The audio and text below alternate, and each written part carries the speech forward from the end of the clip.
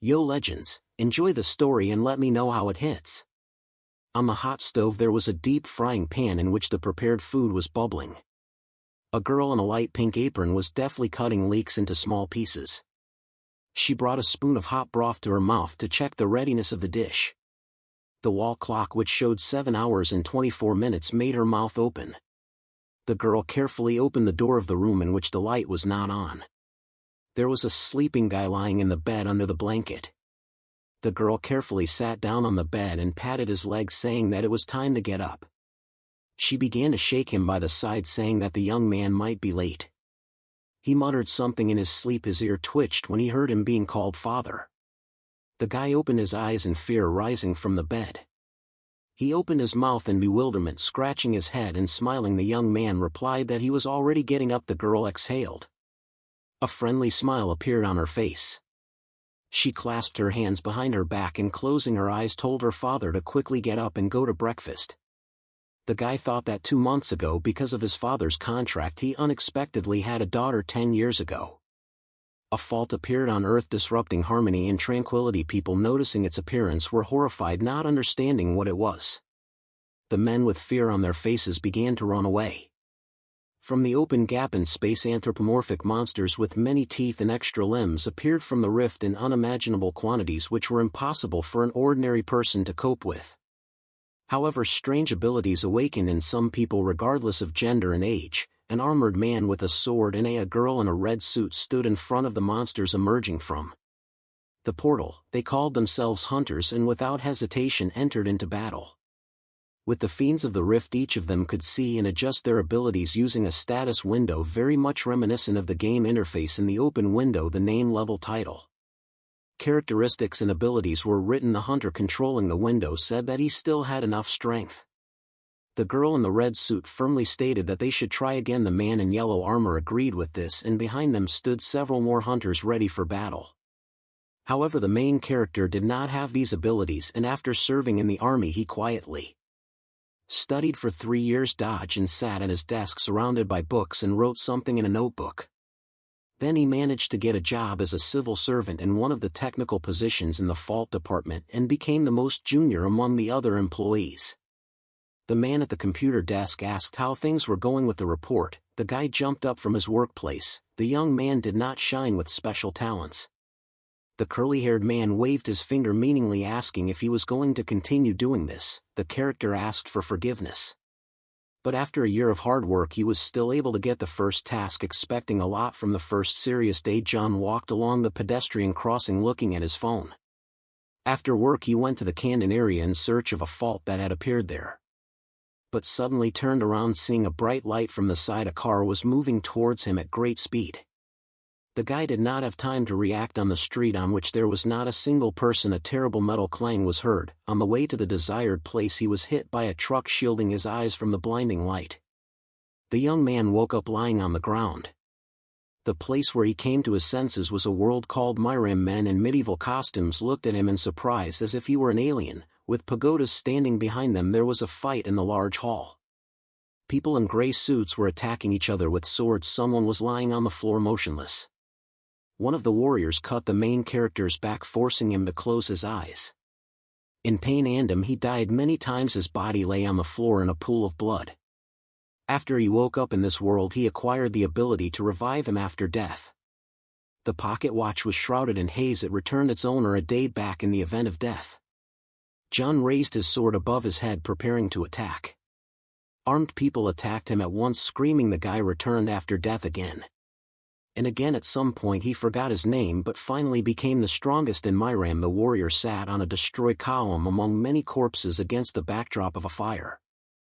The residents of Mam nicknamed him Chin, which means heavenly devil. The bloodied warrior held his sword in his hands, thinking that he had become the strongest. Looking forward from under his brows, he did not understand how he could return back to his home world.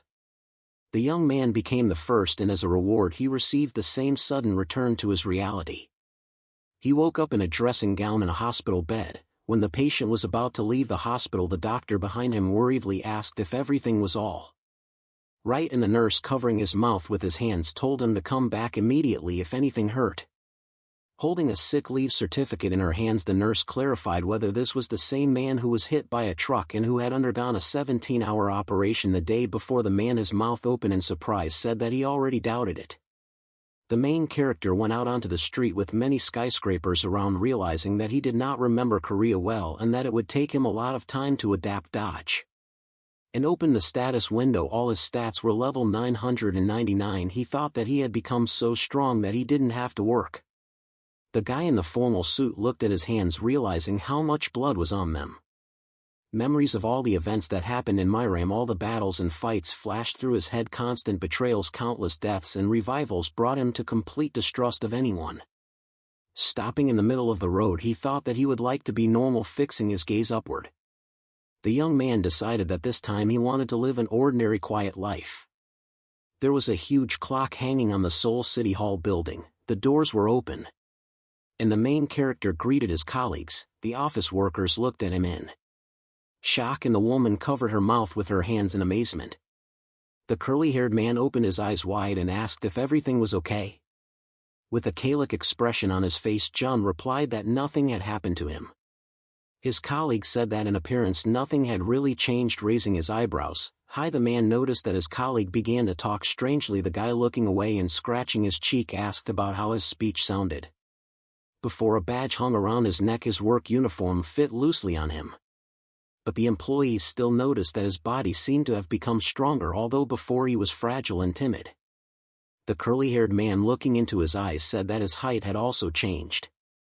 Scratching his chin, the young man thanked him for the information. The senior colleague, waving his hand and squinting, asked if it was another person standing in front of him.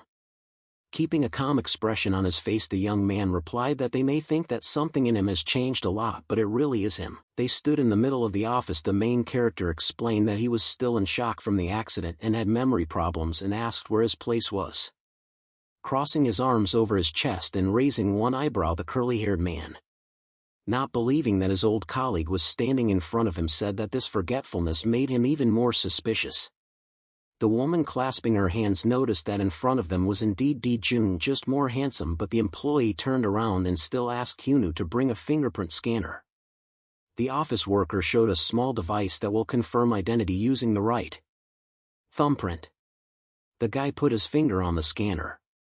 Everyone looked at the device, the voice from which confirmed the identity of the Rift department worker. The curly-haired man asked him to place his finger again, and the robotic voice repeated what had been said. Refusing to believe it, the employee raised his hands and asked to do it again. Squinting, he stated that a person cannot change so much in just a day. The woman, looking admiringly at her colleague, suggested that these were the consequences of amnesia and noticed that his speech had become more intelligible. The man looked at her, saying that the change in height looked much more suspicious, but the employee, with a blush on her cheeks, only smiled, answering that she was not so worried about it, putting his hand to his temple. The young man once again asked to indicate where his seats were. His colleague waved his hand, saying that he should go home today and have a good rest. Pouting his lip, he clarified that the sick leave had not ended yet and that he could start work tomorrow. Grabbing the main character by the shoulders, the man was about to accompany him, but he declared that he could walk home himself. Cumulus clouds floated across the clear sky. Jun recognized the building and approached the apartment building. He walked up the stairs to his floor. The guy put his hand on the combination lock. Almost immediately he removed his hand, standing in front of the door. The young man could not remember the code. Someone's voice came from the apartment, causing the main character to tense up. Look down. The girl, peeking out from behind the door, called him uncle. The owner of the apartment fearfully asked who she was. The sun illuminated the apartment building. They sat at the table opposite each other. Jun took a sip from his mug. Looking at the sad girl, he asked who she was, taking the mug away from his mouth. The guy clarified whether the girl sitting in front of him was his brother's daughter. She nodded her head affirmatively. The young man put the mug on the table and clarified the fact that he agreed to look after her because her mother died in an accident and she had nowhere to go. The main character said that he gave her the code to the apartment and that's why she came today. The girl, clasping her hands together, answered in the affirmative, putting his hand to his chin. Thoughtfully, John asked if they had met before. Waving her hand and smiling, she replied that today they were seeing each other for the first time. Irritably covering his face with his hand, the guy wanted to know if she had other relatives. Nervously clasping her hands and lowering her gaze, the girl replied that her mother was an orphan and that she had no one else to rely on. The young man noticed a plate of food on the table and asked what it was. On the plate was an omelet with rice covered with red sauce and vegetables. The girl replied that she made the omelet for her uncle to eat after work. The words that he was not ready to welcome her into his home made her eyes widen. The girl jumped up from the table, placing her hands on it, and exclaimed that the main character had promised to shelter her. She showed the phone to her uncle, who did not understand anything in the correspondence from 2 days ago. It was said that Jun himself invited her to stay at his house and that this would not cause him any inconvenience. He confirmed that he really wrote these messages. Taking the mug in his hands again, the guy said that until yesterday he was in the hospital because he had an accident and was discharged only today. Rising from the table, the young man clarified that he had lost his memory. The girl looked at him, asking if everything was okay. Her uncle brought the mug to the sink and replied that his body had fully recovered. Having opened the water and wiped the mug with a rag, he added that his memory was failing him greatly and that this could cause some difficulties in everyday life. Having placed a clean mug on the tabletop, the main character said that now it would be difficult for him to take care of someone because it would take some time to adapt to everyday life. The girl put her hand out in front of her, discouraged, opening her mouth. She exclaimed that they needed to agree and draw up a contract. The Jun turned around, asking what contract he was talking about. Placing his hand on her chest, the girl asked him to become her father until she graduated from school. Looking down, the guy asked incomprehensibly what she was talking about. The girl grabbed his hand, saying that it would be difficult for him to live alone due to memory loss and that it would be difficult for him to clean, do laundry and cook on his own. Holding his shirt sleeve tightly, she added that in exchange for help around the house he would let her live in his apartment until she graduated from high school. Looking pleadingly into his eyes, the girl asked to live with him for at least 6 months until she had the opportunity to move into a dormitory. Looking at her, the young man thought that these were very good conditions. He imagined himself standing in medieval costume on the streets of Seoul and thought that due to his long stay in Europe it would take a long time to adapt to the modern world, and that he now had someone from whom he could learn something or ask for help. Thoughtfully putting his hand to his chin, the guy decided that this was very beneficial for both. The main character took his bag, offering to draw up a contract. The girl widened her eyes, having no idea what kind of contract we were talking about. The Jun sat down at the table and began to write something on a piece of paper.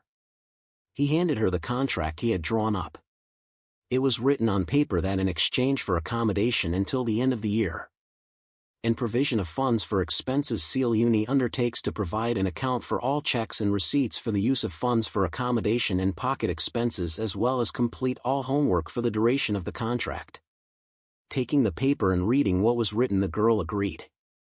The guy asked if everything was clear and if anything needed to be corrected, to which the niece holding the contract before her eyes replied that everything was in order. The young man handed her a pen, asking her to sign the paper.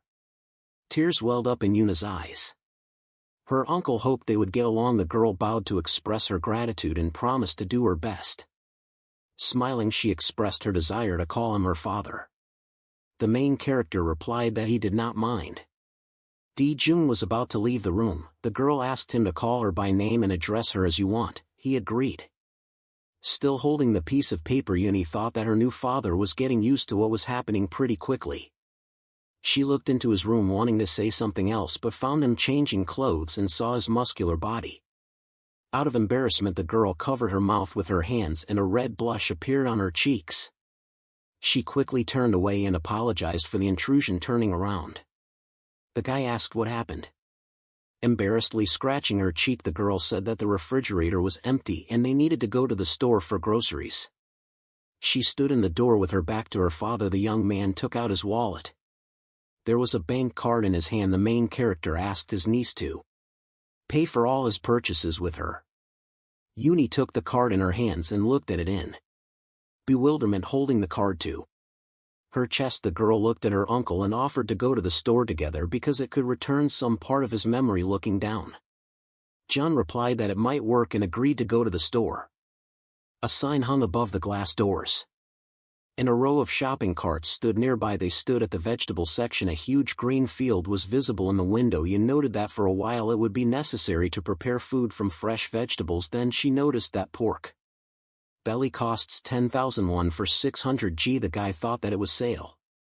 After the words of gratitude, the girl sheepishly scratched her cheek. Some noise behind them made them turn around. The girl opened her mouth in surprise. The young man asked what happened. A rift opened in the middle of the store and frightened customers rushed to run away from the portal. Uni took a gun out of her back. Holding her weapon out in front of her, she shouted that there was a rift in front of them and ordered her father to hide because it was too dangerous here. A snarling green monster with sharp fangs emerged from the rift. People were running away from the department in which the portal had opened. A young man in a blue hoodie shouted that there was a goblin. In front of him, the main character watched what was happening with an absolutely calm expression on his face. Yellow energy has accumulated at the barrel of the gun. Immediately after this, a beam of light erupted from the weapon. A wave of energy passed right through the monster's body. The goblin growled in shock as he looked at the hole in his chest. Not even a second had passed before his body collapsed on the floor of the store. One of the customers covered her mouth with her hand, saying that the goblin had lost consciousness. Someone was standing with a bat in his hands. The man said that they were lucky that there was a hunter in the store. Yui breathed a sigh of relief. Jun realized that his niece was a hunter. The girl put the gun in her bag and asked, displeased, why her father didn't hide. Because he could have gotten hurt. The guy apologized and said that he would be careful in the future. The girl pursed her lips pitifully, wanting to know if this was true. The answer was in the affirmative. The police who arrived at the scene took photographs of the monster's body. One of them, holding a notebook in his hand, stated that there was only one goblin and that there were no dead. The policeman turned to the heroes while his colleagues were inspecting the scene and asked the young man whether the monster had died by his hand. The main character pushed Eve forward, taking her by the shoulders, and said that his daughter had dealt with the goblin. The man in uniform opened his mouth in surprise. He then asked for identification, telephone number, address, and bank account number. The officer, looking at the guy, explained that this data was needed to receive a reward. The policeman clarified that this was the price for destroying the monster and the spent mana, and that this was a reward for preserving the lives and safety of the residents. The girl was very happy about this news after saying that his father could provide a bank account.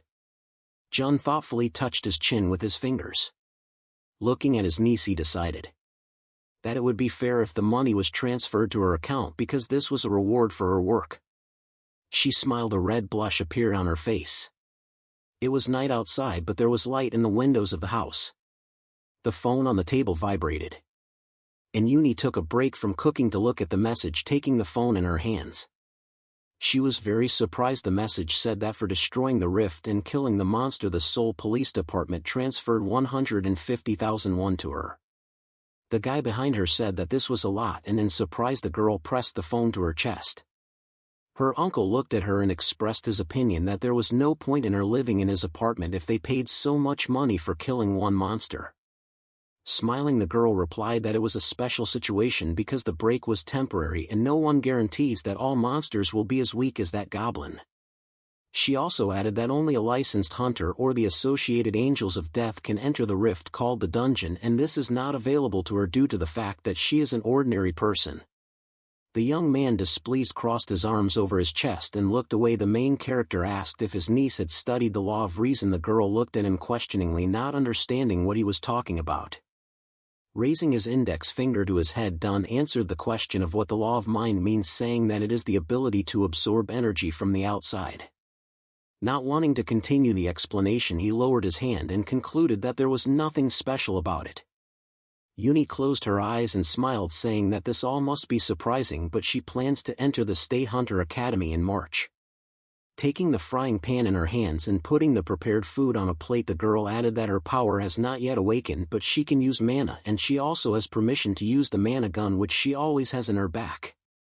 Sitting down at the table, the guy praised her, saying that not everyone can become a hunter. The niece, holding a spatula in her hands, said that therefore she should be treated well. Raising her hand and smiling, she said that she would become very famous one day.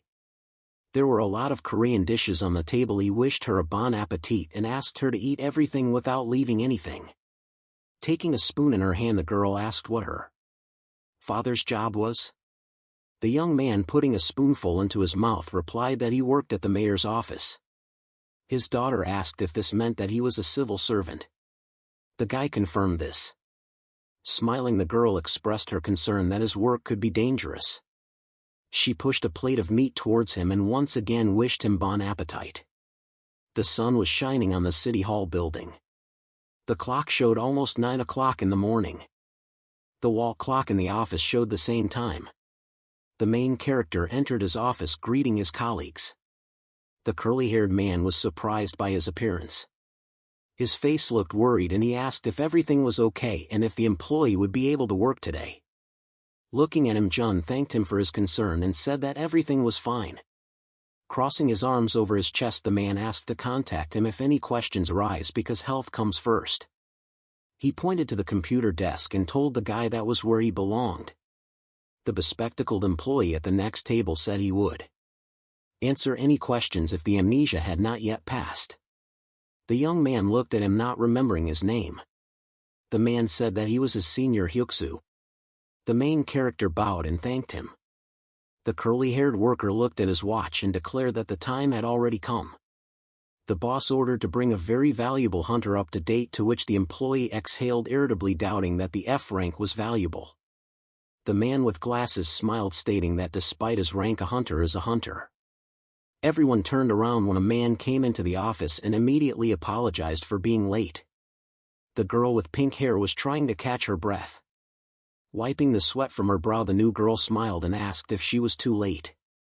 The curly-haired worker spread his hands, saying that he had to go out and meet her. The girl bowed and once again asked for forgiveness. While they were talking, Hayaka pointed at them with his hand and asked the main character to say hello to their new hunter. Dojin looked around questioningly. Taking him by the hand, the senior took him aside. Realizing that most likely his subordinate did not remember something, the guy listened carefully to the words that their department was mainly engaged in searching for faults, going on missions together with a hunter.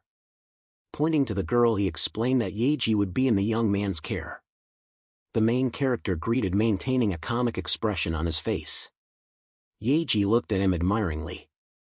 The boss specified that she was supposed to become his partner. After these words, they both stared at the senior in confusion. Smiling shyly, the man scratched his cheek.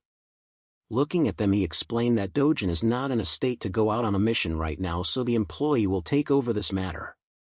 The guy lowered his eyebrows in displeasure, asking if this work was originally his occupation. Closing his eyes in confusion, the senior answered in the affirmative and said that he would take care of it himself because it was unknown what the consequence of the accident might be. They turned around when the curly-haired man expressed his concern that his colleague had injured his head and was unlikely to be able to work normally, having widened his eyes. In alarm, the young man thought that they were pretending that he was an unscrupulous worker. Immediately turning serious, he confidently declared that he would do his job. Dojin's subordinate raised his hands in discouragement, saying that he shouldn't overexert himself.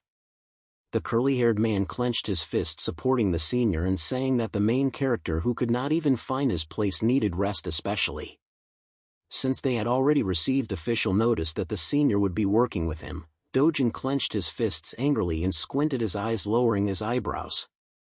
He declared that he would carry out his direct duties himself. When asked to allow him to take part in the task, the senior only shook his shoulders. The sun reflected in the panoramic windows of the city's skyscrapers. Employees of the city hall were sitting on a bench. In front of the store, a curly-haired man asked if his colleague had gone crazy, knowing what the main character could do. The senior replied that he understood his concern. Taking a sip from a can of cola, he asked to give his subordinate another chance because he was their employee. The curly-haired worker lowered his eyebrows in displeasure. There was a cry of satisfaction. The sun's rays illuminated the huge building. An employee of the fault management department and his partner were traveling in a taxi, sitting in the front seat and holding a pile of paper in his hands. The main character decided that this would be quite enough.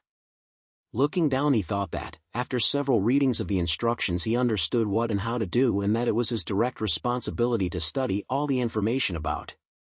The fault support from the Hunter Academy is allocated for this work, but a lot of false documents began to circulate between large guilds, which began to cause problems, and even the government began to use them.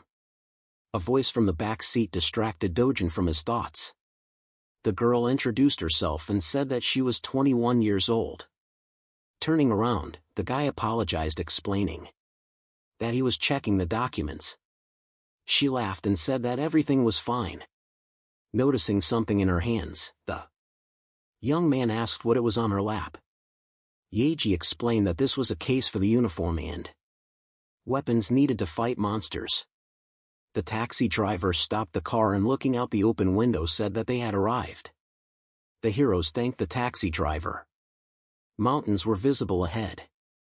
The taxi driver dropped them off on the side of the road in the forest.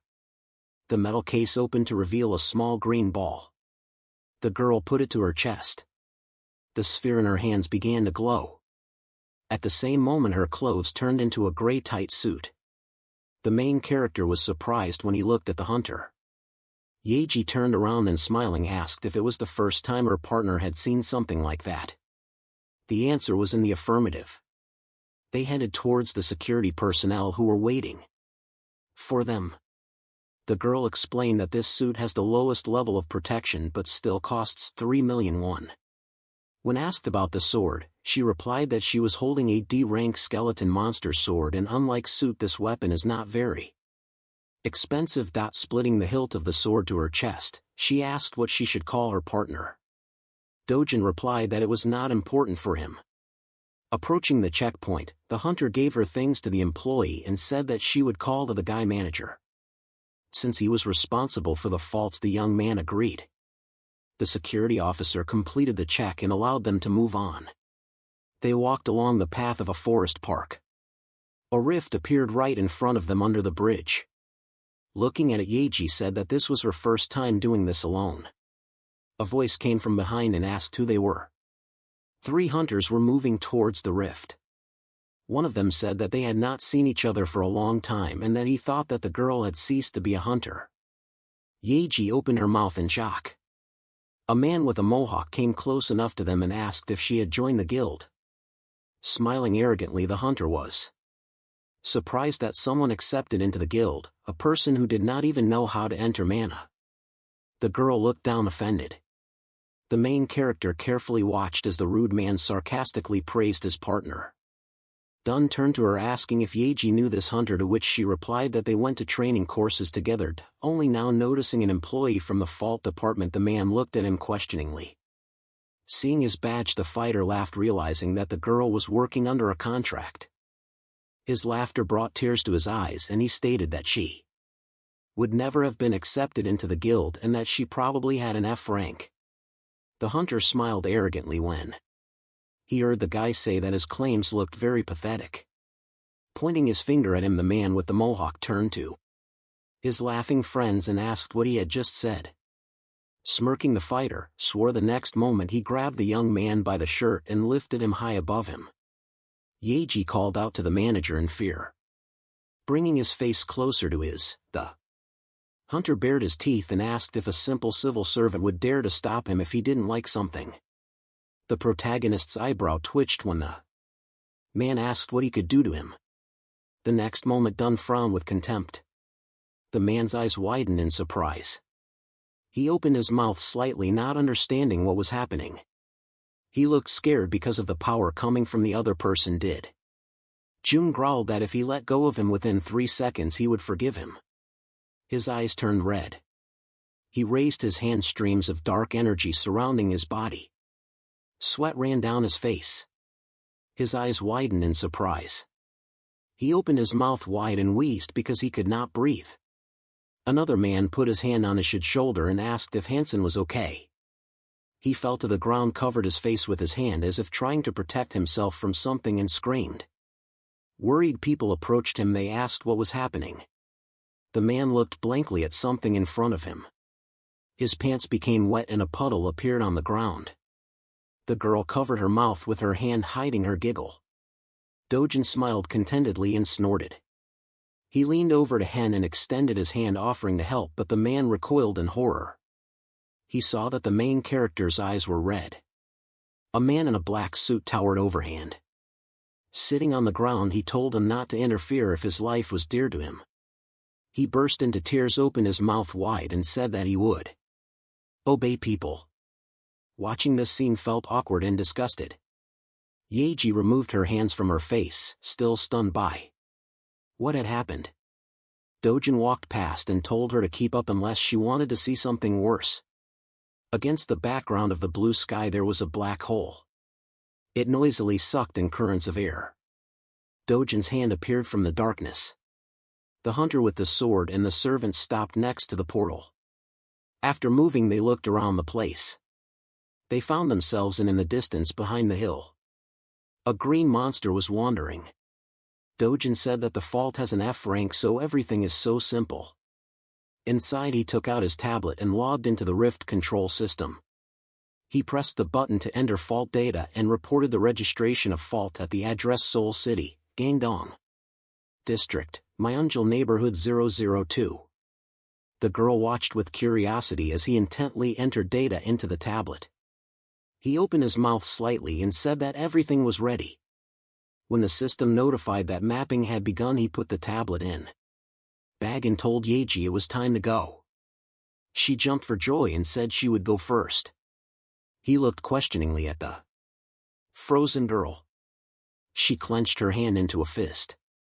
With a serious expression on her face, she thought that she should be responsible for the safety of ordinary people. Besides, if she showed herself well, she would be hired to work at the mayor's office. Something caught their attention. The bodies of killed monsters lay on the ground and hunters stood next to them. The girl was horrified. Her eyes sparkled with tears due to the fact that many hunters had come here earlier. She fell to her knees in despair and thought with regret that she had to show herself. Somehow Dojin calmly looked at the girl and said that this is even good.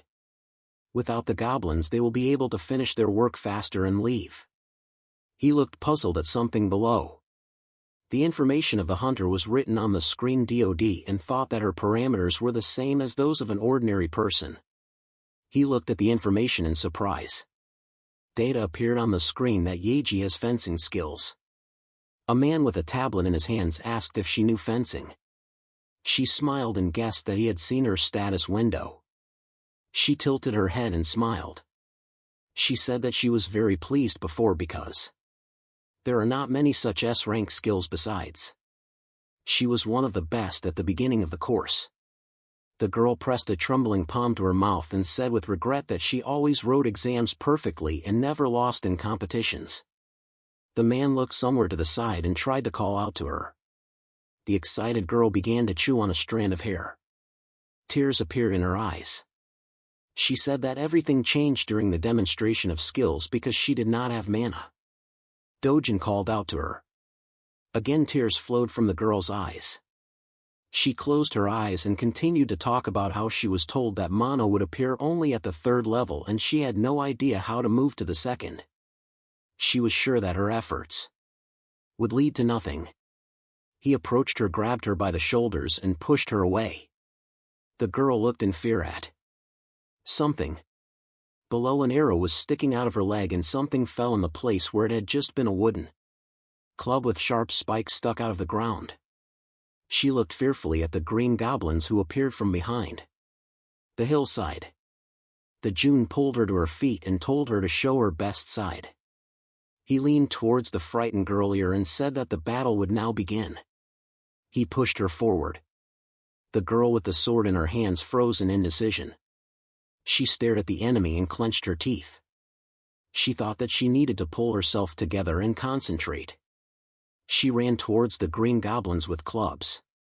She lunged, causing streams of air to fly up. The huntress pushed herself off the ground. She jumped up and stabbed the goblin in the face with her sword. The monster grabbed his eye. Black blood ran down his face and he hissed something furiously. The girl jumped again, aiming her foot at her opponent. The girl's foot hit the goblin hard on the head. He flew back from the blow. He narrowed his eyes in displeasure. Black blood flowing down his face. With a swing of her sword, Yaji cut off the monster's head. The headless body fell next to another goblin. The girl dropped to one knee with her back to them. She was breathing heavily. Sweat running down her face, she turned around and with a wide smile turned to the manager. She asked if he saw how she easily killed the goblin. He looked intently at the tablet screen. A surviving monster ran towards him. Yaji tried to warn him of the danger. The goblin bared its teeth and ended its claw paw. The girl screamed.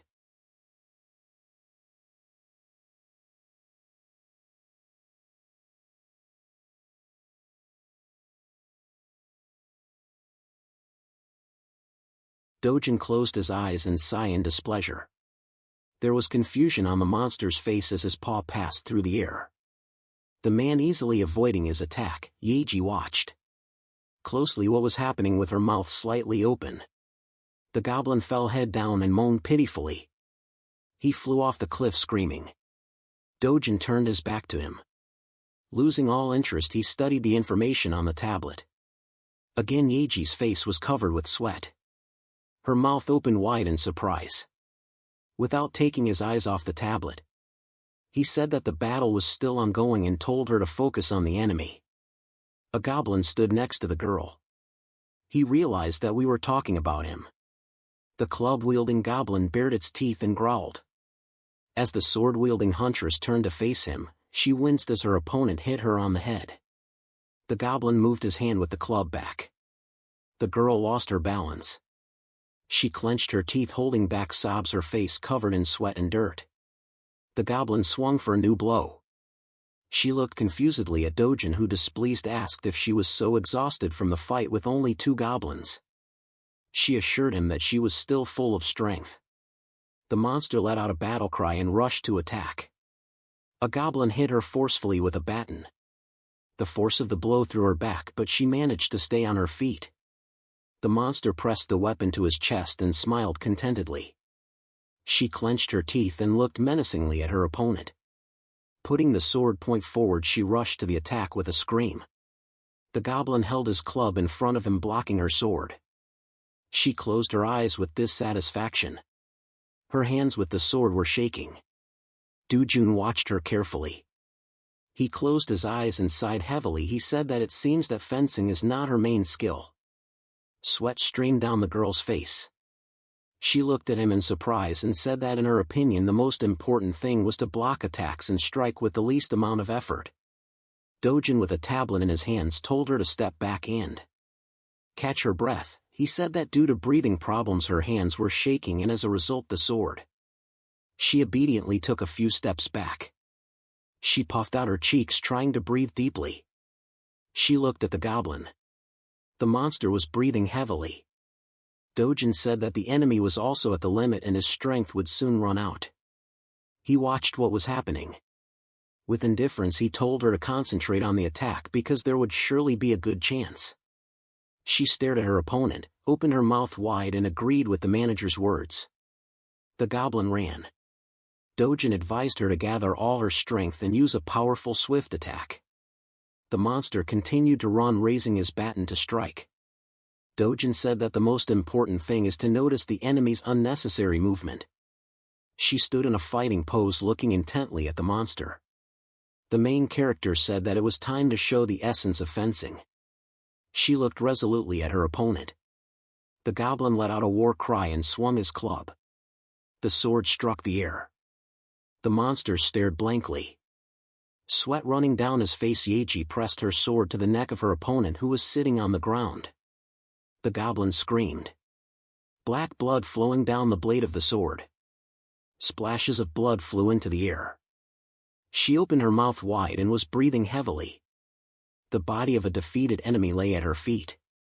Dojin said that this time she was able to show all the beauty of fencing. The sky turned orange and sunset was approaching.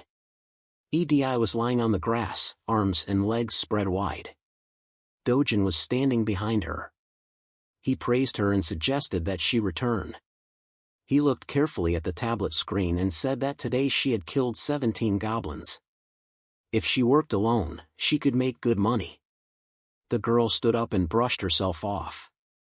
Smiling, she said that she was doing this not only for the money but because she wanted to become a member of some team. She looked at him with interest. She opened her mouth slightly and asked if he was hiding his strength. The man standing next to the fault tense. He said that he did not understand what she was talking about. She began to explain, only the man's legs were sticking out of the portal. He interrupted her mid-sentence and said that he was leaving. She crossed her arms over her chest and frowned after him. Dusk fell on. The city lights were burning. In the windows of high-rise buildings there were many people walking. Around the faces of Seoul. Dojin was among them. Someone was pressed against the wall hiding around the corner. A man watched Dojin. He stopped. The main character winced with displeasure and pressed his palm to his face. He turned his head and told the man hiding around the corner that if he came out within 10 seconds he would not be angry. The countdown had begun. Yeji came out of hiding at the last numbers. She bent over, placed her palms on her hips and breathed heavily. He looked at her displeased. He opened his mouth and asked why she was pursuing him. The girl looked at him and said that he still didn't answer. Dojin didn't understand what she was talking about. Yeji straightened up and looked at him playfully. She repeated her question about whether he was hiding his strength. She pressed her hands to her growling stomach and blushed embarrassedly. He turned away and said with irritation that since she followed him from office to the house she could have dinner with him. The image of the street became blurred and Yeji thanked. The manager Dojin lived in a white multi-story building. They walked up the stairs in silence. The girl looked up at him and embarrassedly said that it was inconvenient for her to come to visit so late, so she'd better go home. On the landing he turned to her. The girl crossed her arms under her chest and looked away. Dojin said that you need to be patient a little, it's dinner time and she's probably already prepared everything. Her eyes widened in surprise. She opened her mouth and asked who he was talking about. He hid his hand in his coat pocket and explained that he lived with his daughter. This news shocked Yeji even more. She was sweating, her eyes widened in surprise. She opened and closed her mouth, unable to say anything meaningful.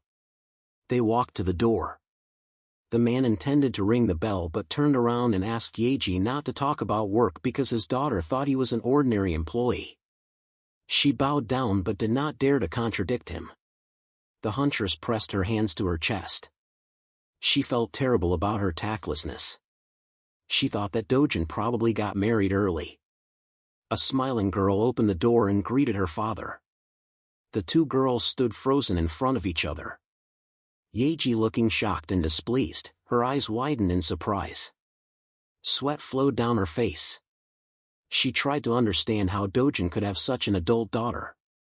She opened her mouth wide, continued to stare at the girl and thought about how old the employee was, whether children were overgrown and whether a wife could call her husband father.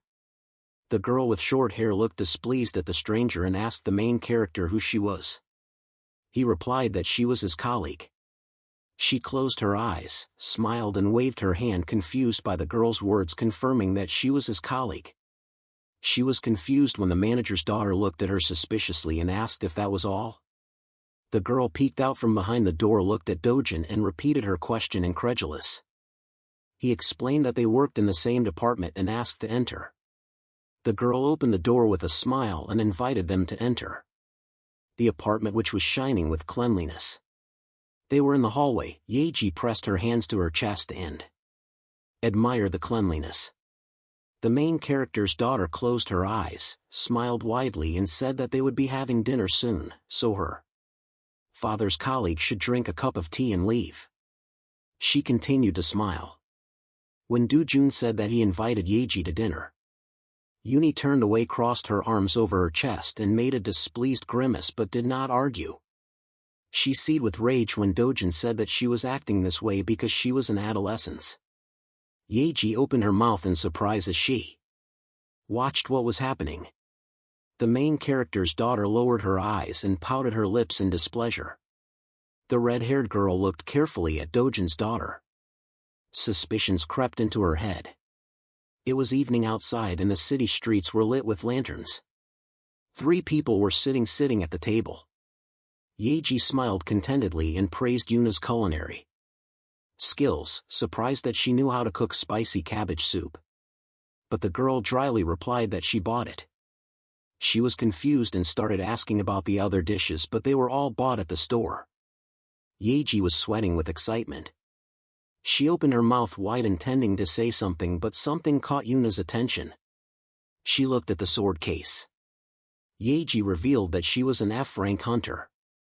Her eyes sparkled happily. She raised her finger and said that the carrying case was made in the Schultz workshop. She put her palms to her mouth in fear when she realized that she had said too much from excitement. Sweat appeared on her face again. She turned around and looked guiltily at Dojin. He held dirty dishes in his hands. His eyes sparkled ominously. Dark energy emanated from him. Yeji stuttered an apology. The girl looked at her in bewilderment. She did not understand how an ordinary employee and a huntress could work together. The girl slouched guiltily. Dojin threw the dirty dishes into the sink and without turning to face them said that he worked part-time as a hunter and if this became known, she would face a fine. He asked his daughter not to tell anyone about this. She slammed her hand on the table. Her eyes widened in fear, her mouth was open, she shuddered not knowing what to expect. Yeji froze a look of fake delight on her face as the girl grabbed her hands and called her amazing, saying that she wanted to be a huntress too. The happy girl showed her the document and said that she would soon enter the Hunter Academy. The red-haired girl felt awkward. She put her fingers together, said that she did not need to be praised because she had a very low rank. The girl continued to look at her with delight. Her gaze made her feel uncomfortable. The girl said that rank is not the main thing, but what is important is that she managed to pass the exam. Dojin turned to the cheerfully chatting girls and sighed heavily. His adopted daughter was asking Yeji about her fighting style. Lights were burning in the windows of a multi-story building. Clouds were floating across the dark sky and the girl was getting ready to go home. They stood on the street near the elevator. Yeji apologized for being a guest for so long. Dojin's daughter smiled. She smiled back. The girl said that she had a lot of fun today. She closed her eyes, waved her hand and said that she would wait for the next meeting.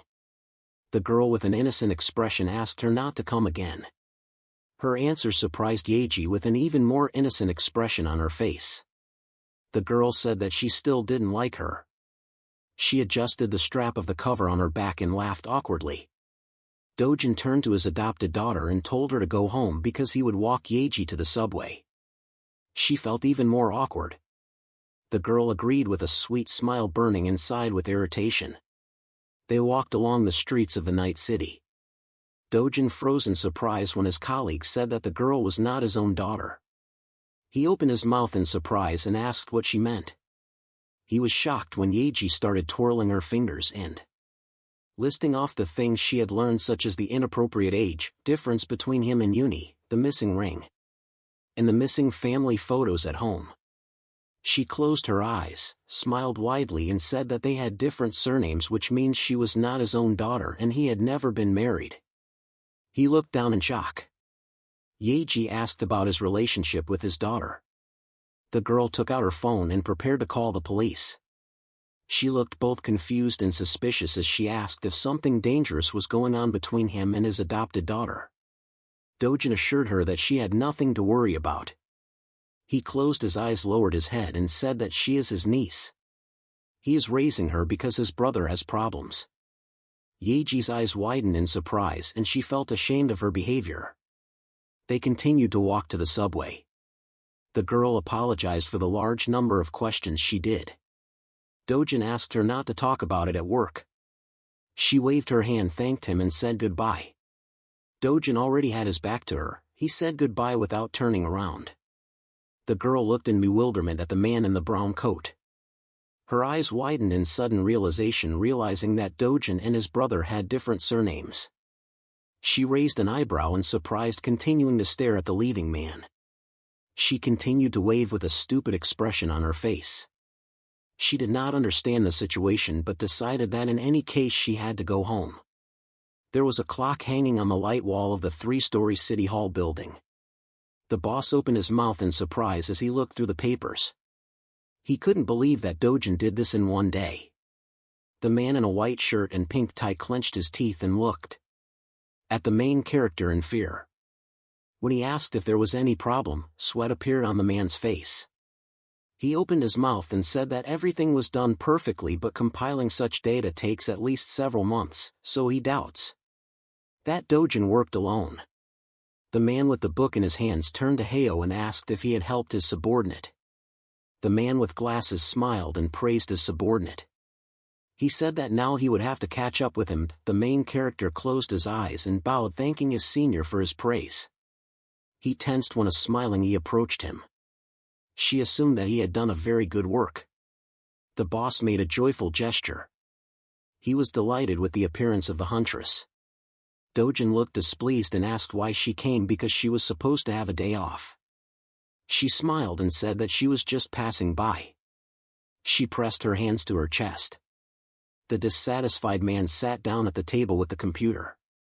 He said that she could do as she wanted because there would be no overtime anyway. He clenched his teeth and looked with hostility at the outstretched piece of paper. He took the paper in his hands. He looked at the document over his shoulder with curiosity. Dojin asked what it was. His subordinate smiled and said that this was the hunter qualification exam schedule, because now that he had a ward he should know such things. She thought about how all hunters take an exam to assess their level once a year. It presented Latin letters and a red arrow according to the exam results. The hunter's level can either increase or decrease. He carefully studied the contents of the document because this exam was very important for every hunter. He presented many banners with different symbols. They belonged to various guilds that were constantly looking for high-level hunters. There were several hundred such organizations in South Korea alone. He thought of the old man in the suit who was handing the card to the man. He knew that during this period hunters often move from one guild to another, so the day of the exam is often called the opening of the transfer market. Dojin was very surprised when his senior covered his mouth with his hand and secretly told him that the boss was very worried about this. He opened his mouth and asked if the boss was afraid that the hunter would move to another guild if he raised his level. Yahello confirmed his guess. A man with glasses sat at the table. He looked at the computer screen and said that in any case Yaji needed to pass the certification and Dojin had better go with him. He found the huntress on the list. She was supposed to perform in a week in the first group. He looked at the girl displeased and asked if she was going to move to another guild if she increased her level. She waved her hands and said that she wanted her contract to be extended. She closed her eyes and pursed her lips as he turned away and said that someone else was handling those tasks. He lowered his head, opened his mouth and said that she needed to raise the level to certification because it would be more convenient for him to go on assignments and her salary could be raised. He was looking forward when the girl said that she would get an F rank anyway. He turned around and looked at her with confusion. The red-haired girl explained that she could not use mana. The certification was divided into several stages and the result depended on the total score. She presented a blue crystal and said that the most important thing in the exam is the amount of mana because the mana crystal increases the physical strength of the hunter. She thought about how the golden light surrounded the person's body. This was the acceptance of mana that she could not achieve. Dojin closed his eyes and scratched his forehead thoughtfully. He understood that the huntress could not count on a level higher than E. She closed her eyes and fingered her fingers. Her lips pressed into a thin line when Dojin said that if she didn't try, she wouldn't know what she was capable of. But the girl was sure that she was destined to live with an F rank. She raised her eyes and looked at him in surprise when he said that then he too was doomed to be stuck at an F rank. He stood up, pushed the chair back with his hand, walked towards her and said that he has only one hunter in his care and the level of faults that he can explore depends on his level. Yeji lowered her eyes. She said that if he found another hunter, he could move forward. He lowered his head, put his hand to his chin and said that she was right and he needed to put up an ad looking for another hunter. Her eyes widened in surprise. Her mouth dropped open when Dojin said that. She was the only hunter for him now and told her to follow him in the corridor. With light walls there was a sign for a training room for hunters. They walked inside. Yeji looked at the room with her mouth open. The man flipped the switch and said that it was an office for working with old faults which was converted into a training room. In the room, there were various types of bladed weapons and several mannequins. Dojin admitted that this was his first time here. He knocked on the wall and explained that the hall was built from special materials provided by the hunter academy, so the walls were quite resistant to impacts. He looked at her. He opened his mouth and started talking about the girl's lack of mana. She closed her eyes and smiled shyly when he suggested trying physical strengthening. Yeji explained that she couldn't get mana until she reached level 3. Tears appeared in the girl's eyes when she admitted that she was a complete failure. He crossed his arms over his chest and asked to demonstrate her fencing skills. The girl began to dig in her bag. She said that she had notes. She handed him a notebook with a purple cover. Dojin thanked her. The girl smiled contentedly when he opened the notebook and praised her for taking a lot of notes. On the page it was written in a line that the universe contains the 3 entities, the source of intersection heaven, earth, and the 3 principles of man. Yeji admitted that she herself did not fully understand the meaning of what was written. He continued reading. The girl smiled shyy and said that at the end there were sketches of techniques. Dojin with downcast eye chuckled thoughtfully. There was a line drawing of a person in different poses on the sheet. Yeji said that she was bad at drawing. Dojin ignored her words and said that it was like the 3-way method. She also looked at the notebook and was surprised that he saw the 3-way method in the drawings, not fencing. He patiently explained that fencing was a technique developed based on the 3-way method. He imagined a man with flowing hair and traditional clothes. It was the swordsman Jinak at the top of the mountain. There were 2 men, one of them was sitting on the ground and the other was pointing a sword towards other. Dojin said that Jin Sewon was the genius of the palace who appeared like a passing comet and disappeared after the conquest of Murim. He rethought the 3-way sand method. The man lying on the ground with his mouth open looked at his opponent in fear. Dojin talked about how people called his method fencing and leaving his advice and teaching on the technique disappeared. The man sighed. Yeji continued to smile but became inwardly wary when he addressed her. He put his hands on her shoulders. The girl's cheeks turned pink with embarrassment. When he leaned over and said that she was a rare lucky one, her green eyes widened in surprise, her mouth fell open. She did not understand what he was talking about. The round clock hung on a white wall. The man in the white shirt and pink tie smiled widely. The needle approached 12. The man opened his eyes wide in anticipation. Then the hand stopped at 12, which meant that it was exactly 6 o'clock in the evening. The young man stood up from the table and said that he was heading home. The girl with red hair ran out of the office saying goodbye to her colleagues. The man in the pink tie raised his mug to his mouth asking why their junior colleagues had been disappearing at exactly 6:04. Several days in a row. He assumed that there was something between them. The worker with the rectangular glasses smiled and replied that there was indeed something on Yeji's part. He put on a black jacket and said that only a fool would not have guessed about it. The man with the mug in his hands smiled slightly and said that Dojun did not suspect anything. The girl with red hair waved her weapon and screamed loudly. She brought the sword to her face, which emitted a bright blue glow. Yeji then jumped up, her hair disheveled. The girl cut the air with her weapon. She fell to one knee, raising her hand up. She then stood up and turned around holding the weapon tightly.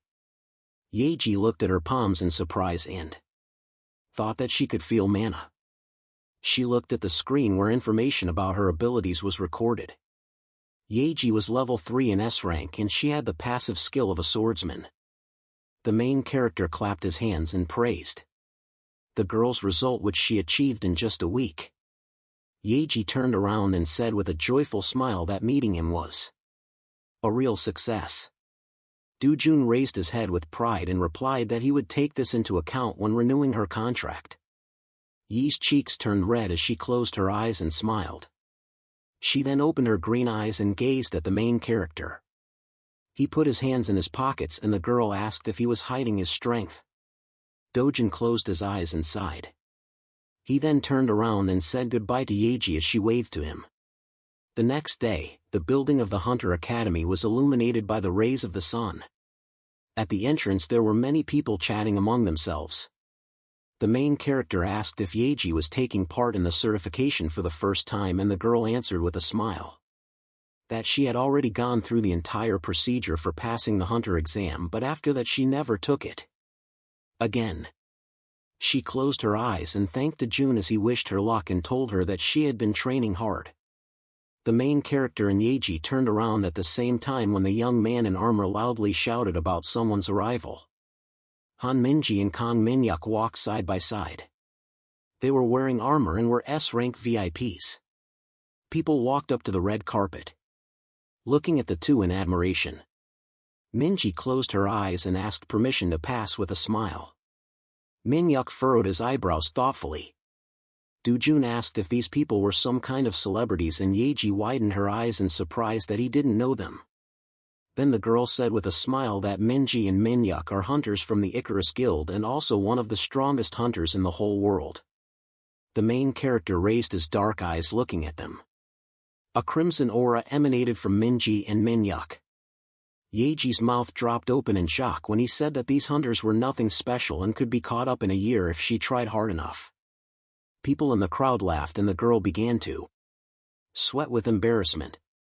Then she covered her face, which was red with shame, with her hands and asked the main character not to say such things again. Minhyuk gritted his teeth in displeasure, asking why they should do business here as well, and Minji with a smile told him to watch his face because there were a lot of cameras nearby. The young man immediately fell silent and made a neutral expression on his face. The girl turned to him and said that it was still more interesting here than going out hunting and getting dirty in the blood of monsters. She narrowed her eyes and added that besides she said that this time some genius will probably appear. Minhyuk opened in surprise and his cheeks turned red suddenly. Minji ran forward shouting that they wouldn't get a seat if they were late. The young man was left standing alone with two hunters behind him. The man with shaved temples smiled greasily, saying that Minji was waiting for him. He frowned his thick black eyebrows and said that he was impatient. He clenched his hands into fists and shouted angrily at his comrades, who began to laugh at him. A man in a blue suit raised his hand and announced the start of counting statistics and also told the hunters to enter in order. Dojun leaned over to E and said that they need to go there. He grinned and laughed, telling Icarus to wait for him. People crowded around the entrance where a bright light came out. The hunter with the black beard began to sweat and excitement showed on his face. He opened his mouth in shock when information appeared on the screen that he was a C rank. He laughed joyfully. People around him began to support him. Gildan, the personal manager of the Balkan Guild, greeted the hunter with a polite smile. He raised his hand and explained that their guild consisted mainly of C-rank hunters, and for D rank, they provided all the necessary weapons and costumes for free. Yeji closed her eyes as she tried to push through the crowd. She rested her hands on her knees and breathed heavily. As the man in the brown coat asked if she had passed the test, the girl smiled, showed a peace sign and said that she had received a D. She clenched her hands into fists and shouted joyfully that her mana had increased. The main character closed his eyes and congratulated her. They stood at the open door and decided to go further. The man in armor shouted loudly, holding a sword in his hand. Yeji was wearing a black suit and holding a long saber. She was next in line. The girl turned around and with a worried look asked if she could really try her hand at C rank. Dojuj scratched his cheek and replied that now Yeji could easily cope with a C rank monster. The girl trembled with fear and asked where he got such confidence. He touched his chin and told her to just trust him. From a speaker hanging on the wall, an announcement was heard that access to the rift would now open for the third group of rank C. Yeji took the weapon in 2 hands and walked away with an uncertain step. Dojin told her to prepare properly. The girl stopped, just flying around. She looked up thinking that so many people were looking at her and she was worried. She widened her green eyes in fear when someone loudly called her name. Yeji froze like a statue when her past mate approached her and asked what she was doing there. She turned around, her face sweating with embarrassment, then she shyly lowered her head, unable to answer the man's question. He frowned and angrily yelled at her, asking if Yeji had decided to test her powers. He wrinkled his nose, asking if she was crazy. The girl closed her eyes and apologized. He touched his forehead, saying that this was the first time he had seen an F-rank hunter try to fight at sea level. The men turned around in confusion when they heard this. Yeji looked at the floor as they discussed how her suit was of a lower level. He crossed his arms and asked what Yeji hoped for. Suddenly the man's eyes widened in shock. He looked around and asked if that terrible man was nearby. Dojin stood near the gray door and was silent. He looked to the side when he heard someone's voice. Minhyuk stared at him and said that Yeji is a contract hunter at the mayor's office and Dojin is the person in charge. Minhyuk frowned when he realized that the main character wasn't even surprised by his knowledge. Dojun stood half-turned and remained silent.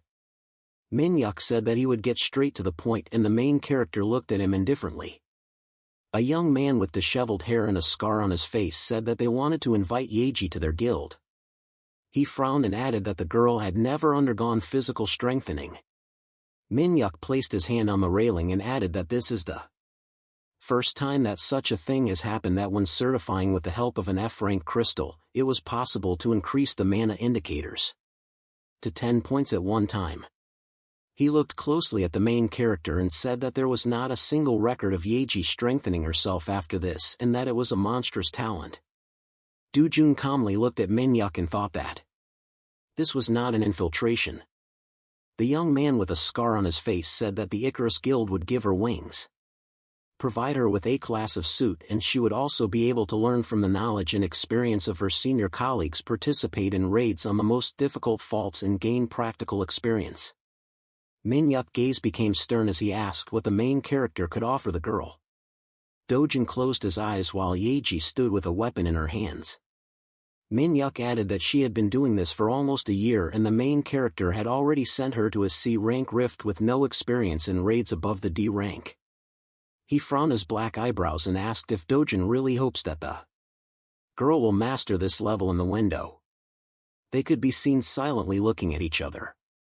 The activation of his C-rank rift was announced. The door slowly opened, revealing the feet of an orc warrior. A crowd of monsters with green skin and bright red eyes entered the battlefield. Hun reached for his weapon with a grin, excited for the test to begin. Yeji frowned and tightened her grip on the hilt of her saber. Here were lamps on the ceiling and fire alarms hanging. Dojin looked tiredly at Minhyuk, who said that Yeji should come to them if she wants to learn to survive. He approached the main character and said that this is the case if he really thinks about the girl. Dojin closed his eyes and scratched his cheek. He then looked at his interlocutor seriously and replied that Yeji is not a thing, so he cannot dispose of it. Then he smiled mysteriously and suggested making a bet. Minhyuk furrowed his eyebrows in confusion. The orcs were armed. They were approaching the Hun. The guy frowned and ordered Yeji to pull herself together. The monster opened its fang mouth wide and screamed fiercely. The guy began to sweat drops, saying that he was in vain and deciding to go to C rank. The orc jumped and swung his club. A white mark appeared in the air from a quick blow. The man used the sledgehammer to defend himself from the attacks of an angry monster. The guy clenched his teeth and closed one eye in tension. He opened his mouth in horror, not understanding why the orc was so strong. The man fell to one knee and let out a painful wee. He closed his eyes and screamed that he couldn't do it anymore. The monster punched him in the cheek and hand and dropped his hammer, then he fell on his back. He screamed in fear when he saw that his weapon was far away from him, Meanwhile the monster smiled terribly, swinging a wooden club. The man put his palm out in front of him and yelled loudly, asking the orc to wait. Yaji flew towards the monster with a loud scream. The orc looked in bewilderment at the girl, who fell to the ground. The guy widened his eyes in shock as he looked at her. Yaji stood up from the ground, raised her rapier and screamed for the man to move back so she could deal with the monster. The guy looked at her in surprise, not understanding what she was talking about. The orc screamed fiercely, clutching a club in his hand. He swung his weapon, but Yaji managed to jump away. The monster twirled its club in the air, trying to hit the target. The girl carefully followed the orc's movements and realized that she could see his line of attack. Her green eyes were fixed on the enemy. Suddenly Yaji quickly moved and found herself behind the monster. White stripes from quick blows became visible in the air and the orc squealed loudly. He looked to the side as an attack flashed in front of him. Suddenly his small eyes widened in surprise. The orc raised his head and saw him approaching him from above. The girl ran her hand along the blade of her sharp weapon. Using the first move of the fencing school, Yaji attacked the ogre while falling, and a bright red streak appeared behind her saber. The girl grinned, her hair disheveled. The audience leaned closer, mouths open in shock. His teammates also looked at Yaji in shock. The guy raised his thick eyebrows. He was stunned. The main character closed his eyes and smiled. Manhwa frowned and shouted that it was impossible. The main character sighed, asking why the young man was so surprised. There are 3 ways to use mana, and one of them is to invest mana in a weapon. In such cases it glows. The second way is to release mana when it flows out of the source. And the third method is the method of mana replacement, when energy flows can replace each other. Investing mana into weapons is not that difficult. The most important thing is to control this process. Manhwa's eyes widened, admiring how Yaji used this technique so easily. An announcement was made from the speakers hanging on the ceiling that the exam was over. The guy rose from the ground and took the hammer in his hand. He raised his eyebrows, asking how this could happen. Then the man raised his head and narrowed his eyes. On the screen was the team's ranking. Yaji was in first place with 8 points and the guy was in last place with no points. The red-haired girl came out of the arena and called the main character. Yaji smiled and thanked him, but he said that she did it through intense training. The girl fell silent when she saw Manhwa in front of her. He closed his eyes and said with a smile that it was a worthy battle. Yaji shyly turned away, scratched her cheek and mentioned that Manhwa hadn't shrank. The young man looked at the girl carefully, saying that she was very skillful in using the technique, and asked if she had a teacher.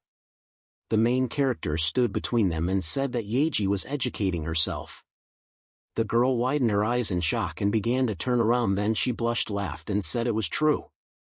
Yaji's eyes widened in fear when Manhwa called her. He frowned and invited her to join the Icarus Guild.